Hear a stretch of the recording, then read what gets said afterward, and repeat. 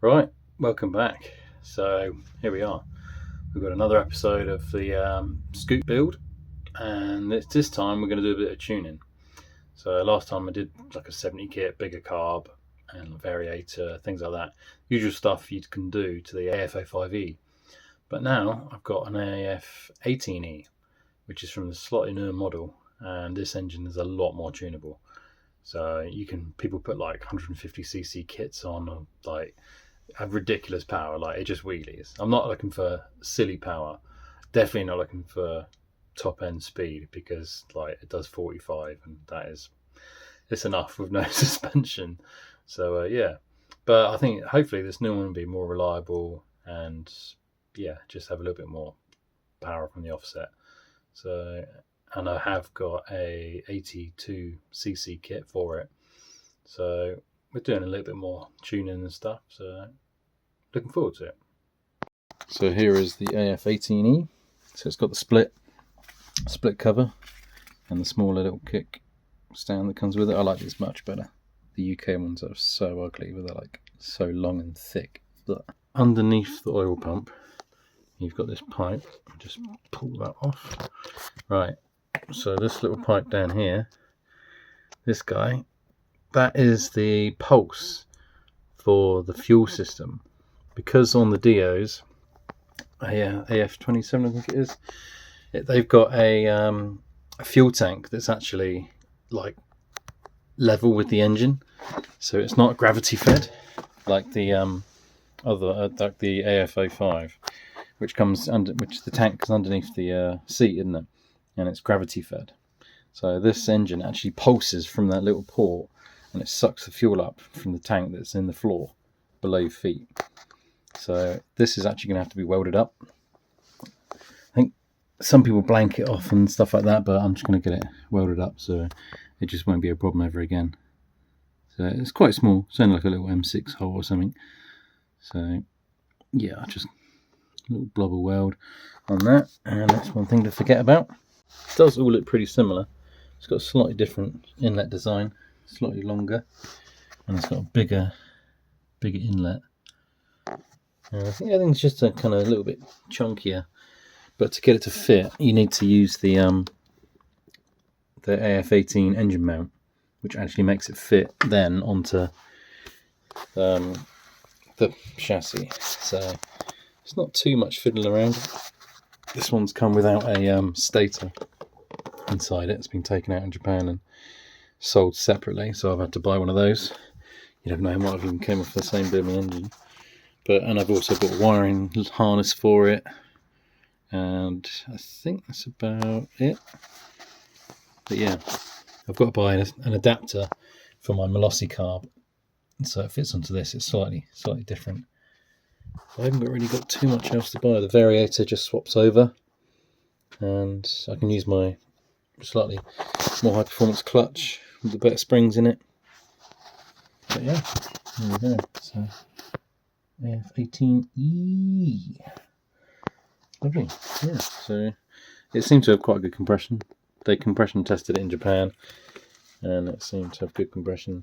I will be changing the cylinder head and bore and piston at a later date, but I think we just get it running like this for now, and then pull it apart and probably make it more unreliable.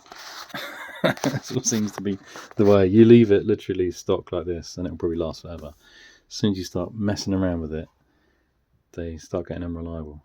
But we shall see. Engine is out. Replaced by a compressor at the moment. So we've got, this is the old AF09, AF05e, sorry, and this is the AF18e.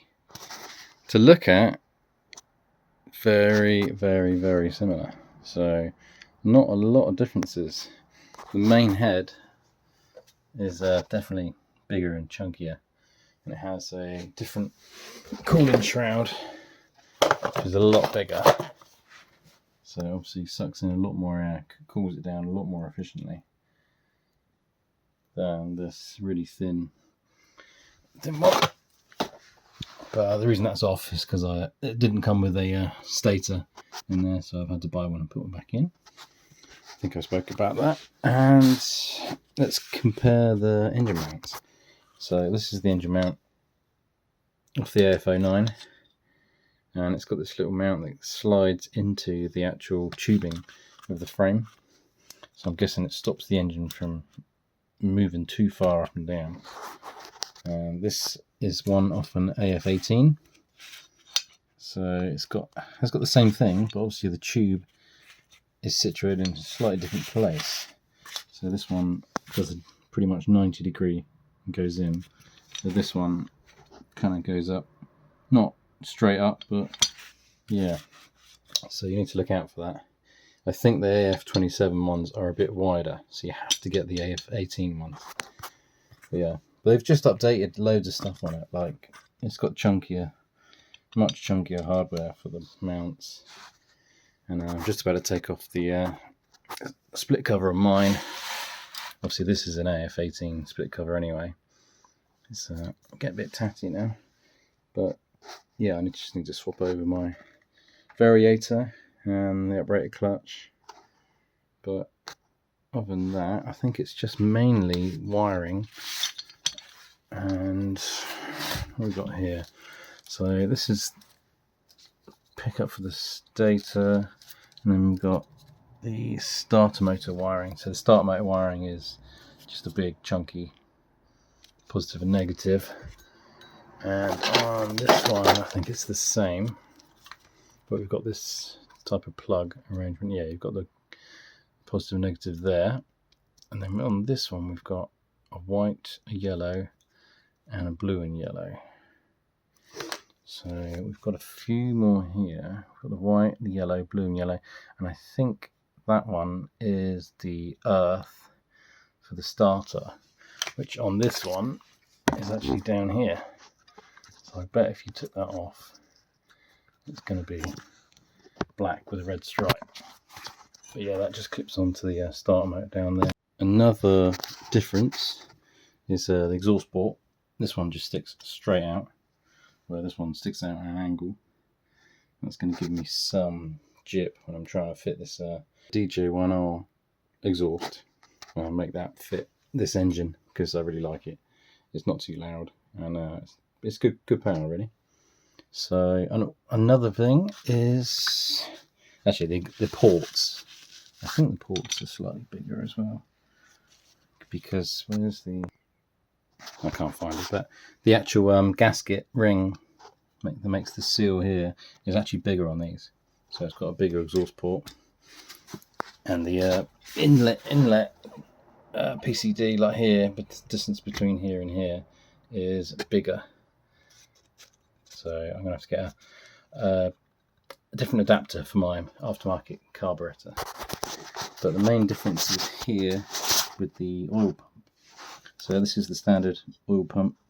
So you've got the oil going in here, and then that's where it sends it into the inlet manifold and feeds the engine. So this one, you've got the feed from the tank, and that's obviously going to the engine. But you've also got this, it's like an adjustable rate, it's a little springy adapter that I think on the Dios it has a twin cable throttle, so it when you go wide open throttle, it will just open this right up, but when you're on idling, it's not going to use much oil at all. So I've been told to just have it wide open all the time. It shouldn't be an issue really, but we shall see. If it gets too smoky on idle, then we'll know what it is. And I've now cleaned up this hole, ready to be welded up. As I said before, that's where it pulses for the to send the fuel, to get the pulse for the fuel to draw it into the engine. So now we've got the covers off. This is the AF05. Got me a Velocity belt in here, and a different variator, and my clutch with a operated spring. So the clutches look the same. They look all good. But the flywheel, that's different. So, well, for a start, it's a 17mm nut rather than a 14. And the actual flywheel is slightly different as well. I'm going to have to check that this is going to work with my inside of this. So that's one thing I've got to check. But yeah, the actual flywheel is different. So it's got a bigger nut. And the actual splines that it sits on, way chunkier. So load more splines. It's a lot thicker than the AF05 crank, which is widdly, and these just get chewed. So yeah, they've definitely realised a few things, Honda, when they built this one. So the chain made a few differences, but other than that, really not too different. I have found out that the oil pump that normally goes straight to there, on this inlet, it doesn't have that. So I'm going to have to find some way of getting oil into the inlet. Yes, so I was right. So we've got this smaller engagement wheel, and this is the bigger one. So I'm going to have to swap those over, because I powder coated my split cover on this one, so I've just got to do a split pin here, pop this out, swap those over. With the clutches, you can see, look, way more material on the AF18 clutch, so it's built for a bit more power. Okay, found my first mess up. I was swapping the inside mechanisms out, these guys, so they work on the different flywheel face, and I went to put this one on and it won't go on. So this one sticks out a little bit here, not too bad, and this one sticks out a lot more. Oh dear. So yeah, I'm going to get this one powder coated. How annoying. But yep, another lesson learned. Hopefully you guys can learn from my mistakes, and yeah, it goes smoother for you. So I've been trying to do this properly. This isn't the original plug from the AF09. This is the plug that I've taken from the loom I bought. I thought might be handy. The plug I took off was just like a little two-way connector, one of these, which just had the green and the red in it. So I've de-pinned those using one of these. This is just off Amazon. It comes with a selection of different keys. You can just slide it up inside the plug in the little gap. Can't do this two-handed. 2 seconds. Yeah, you slide this up inside there and it disconnects the plug, and it lets you take the spade connector out. So I've now using this connector as the new engine takes this. I've taken a picture of the wiring that was plugged in this, and it's all the same colours. So we just got to do those. This one's not used on AFM. I'm not sure what that's for, but we have got this little bullet connector, which the new wiring has anyway, so we don't need to put that one in. We could make a spade connector, because for some reason this plug only uses 5 of them, and it's got that extra bullet. Bit strange, but yeah, there you go. So I bought myself a little crimping tool, and these little crimps you need, and this was like, I think 20 quid off Amazon. It's not a bad little kit, decent quality. I'm not going to be using this hard. I'm probably using, not very often, not until we get back to engine swapping and things like that on cars, which will be a while. But yeah, I thought, let's try and do this properly. So they're quite easy. You just strip a little bit off, prepare the crimp. This top bit, crimps around the insulation to stop the cable, connection going anywhere, and then the second one down wraps around the actual cores of the cable to make a good connection. So yeah, there we go, all together. Impressed even myself. Yeah, very good. Busy working on the manifold. So this is the inlet manifold. It doesn't have any vacuum ports on it whatsoever from standard. So up here is where the Molossi adapter is going to go, and that has a little tee off.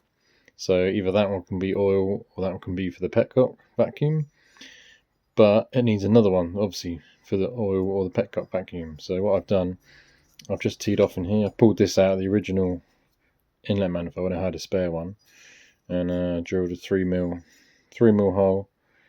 It's about as far as I can get it in, should be enough. I had to find a nice chunky bit to get it through to hold it in there, but I reckon that's going to work, so that should be good. Also with the revalve, on the AF05 engine, when you did the Molossi 70 kit, you got this reed valve with it, with the 3 little fingers. Yeah, and I always wondered what it was for. I was like, what the hell's going on? But it turns out it's for this engine. So I have got one somewhere. I can't find it at the moment. So I've asked a mate if I can borrow his until I find it. I'll just give his back. I've had it kicking around the shed for like years, and now the one time I need it. Yeah, so I can't find it. But yeah, so I'll replace that with the carbon one, because these, I don't know, they're coming away just slightly. They're not sitting absolutely flush. But yeah, it's better to replace it while it's out. Hey, and we got a new gasket set. So some nice fresh gaskets, rather than these old kind of dry ones. The engine is now mounted. So yeah, all the mounts been working properly. It's fitted on here, and I've connected the oil to the oil pump. So yeah, we're flying along. Just got to put the inlet back together. Just waiting for this Molossi carb adapter. So it's got like a little breather for the pulse from to get the petcock moving, to get the flow of the fuel. Many thanks to Sam, Spanner 86. He let me have his Molossi carbon reed petals. So I put mine. I've kept mine for ages, and now it's gone missing. Yeah, when I need it. The manifold is now on, bolted down, tightened up. Got the new gaskets. The correct carb adapter was turned up from Italy, so we can now get that on. Chuck it on there. Chuck the carb on. Possibly start up. I think we're all set. Carb's on. Got the vacuum for the petcock coming to that tap now, and I've got fuel filled up the bowl. And when you do get this carb kit, it does come with an extra long countersunk screw that I bloody cut down, because the other inlet manifold on the AF05 is way shorter than this, and I was like, why is this so long? But kicking myself now, I wish I'd kept it. All I could find at the moment was a M5, and the only nut I'd had for an M5 was this bloody wing nut thing, springy thing. So yeah, it's gone tight, so it'll be good enough just for a start-up.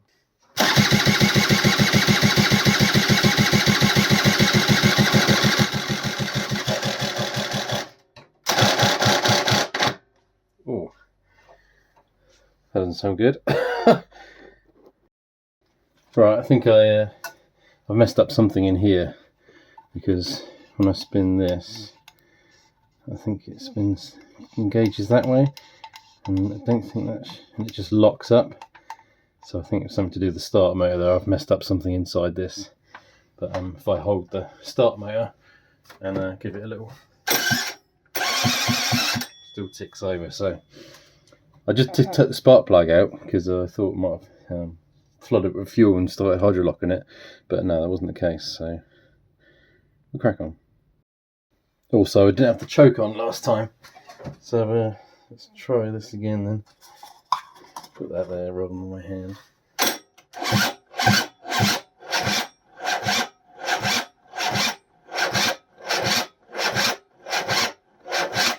Now I've got a flat battery.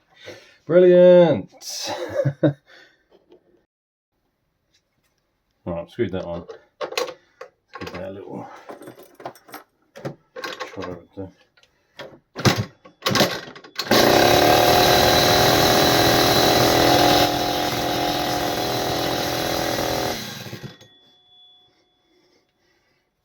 that works.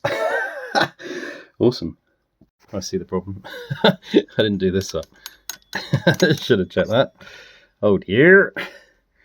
Hopefully we're golden now. Right, I've put a bit of exhaust packing over the port because I haven't sorted the exhaust yet, and put this back on properly, and I actually had the choke on this time, so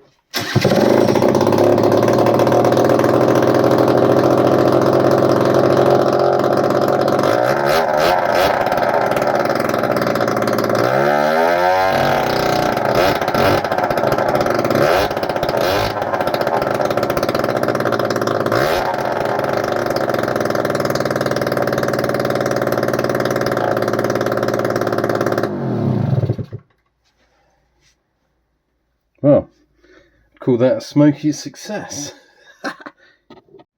So the next point of call is getting this DJ1R exhaust to fit.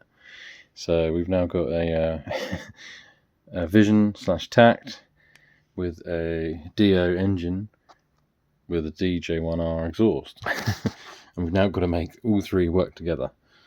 And so ages ago someone chopped off this flange for me. It was meant to be for this, but it was off, I think it was off a Melody or something.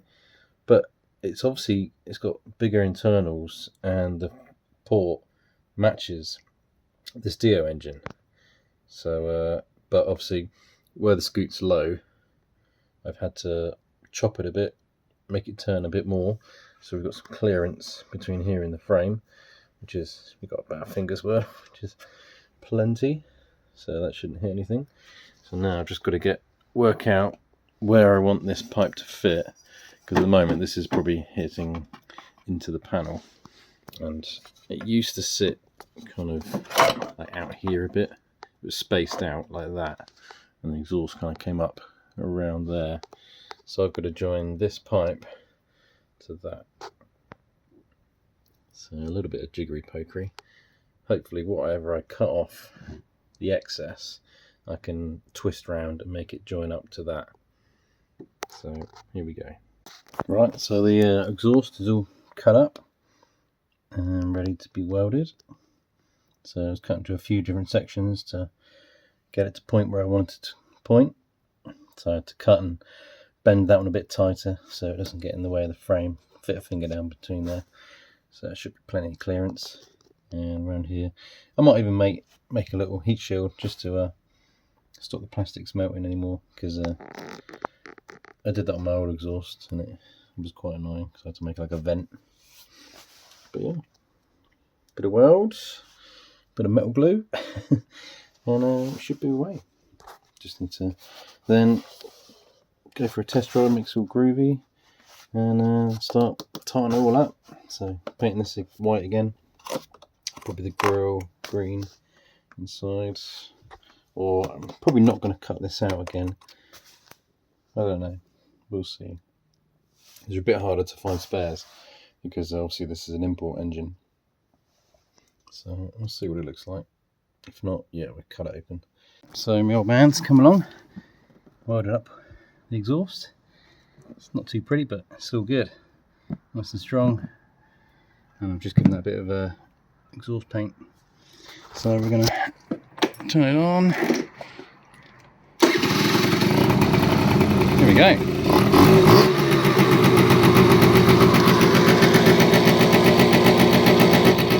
What do you reckon, mate? Good.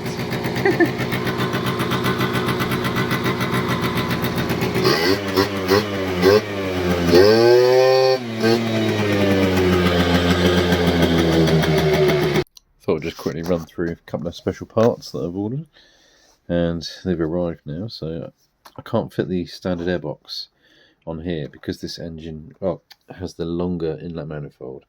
The carb is now much further along, and I can't get it. I can't fit it in the gap.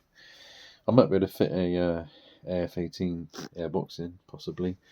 I'll have to see. But for now, I bought this little Polini pod filter, which is quite cool. Just fits over the inlet there. It's got a Jubilee clip, but because I'm in the UK, got this little cover that goes over to stop water splashing straight into the carburetor, soaking the filter element. So that's quite cool. It just clips on. You have to give it one hard push and then it's on. Apparently it's really hard to get off, so just waiting to get in the right position to then pop it on. But also, so I'll probably run that for normal use, but I've also got this little thing. So this was from, I think it was from eBay, for like £8 or something. It's really nicely made. It's obviously been machined, like it's almost billet aluminium, but that literally, it's got the threaded insert in there, and it literally just screws straight onto the Velocity carb, which is pretty cool.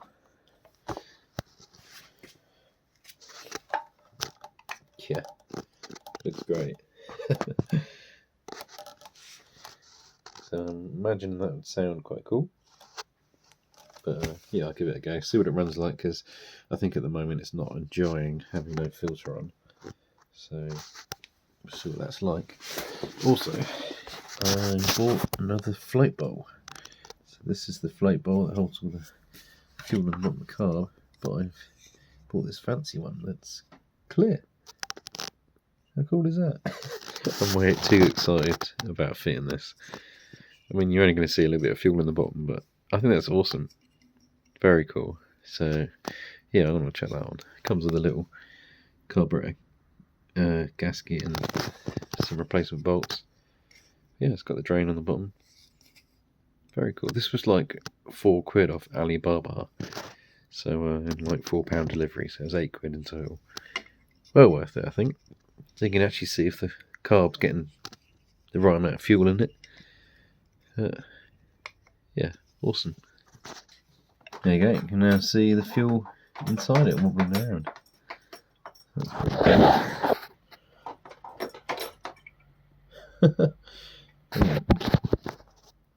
Give it a little start up, I think.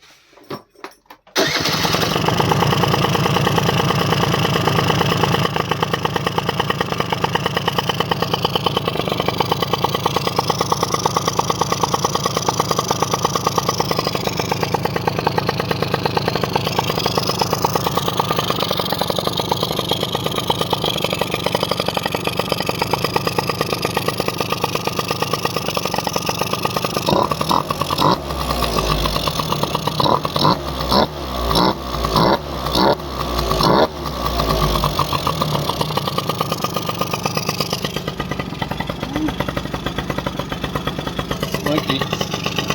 Needs a bit of a run. As you can see, this bulb has had it. It's blown.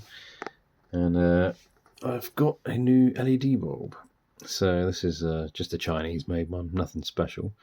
But hopefully it should be a lot better. So this was a H6M or a PX15D, which is the bulb required. So we'll see how this LED one goes. Not sure which is dipped and full. I'm guessing full's the end one. Yeah, hopefully it's a nice little upgrade, because the headlights on these are terrible at night. So the bulb goes in this little holdery bit. You just pull this, twist that off, and then the bulb comes out. But for some reason it's stuck on like just full beam. Full beam and dip beams on at the same time, and when you switch it, switching it doesn't do anything, just the on and off does. Oh well, it's pretty bright though. Well, here we are. This is the finished article. Engine's in, everything's fine, everything's good. And yeah, took it to Western Supermare to see my friends, and I did a bit of scoot touring. So this is just on the beach, Western Supermare. See some of the other scoots in the background, and yeah, really great time. Scoot run faultlessly, really, and yeah, it's pretty nippy. Pleased with it, and it needs a little bit of tuning, but we'll do that in due course. Have a little mess around with the fueling and stuff and jets, but yeah. Really happy with how it's turned out. So you can see in the next slide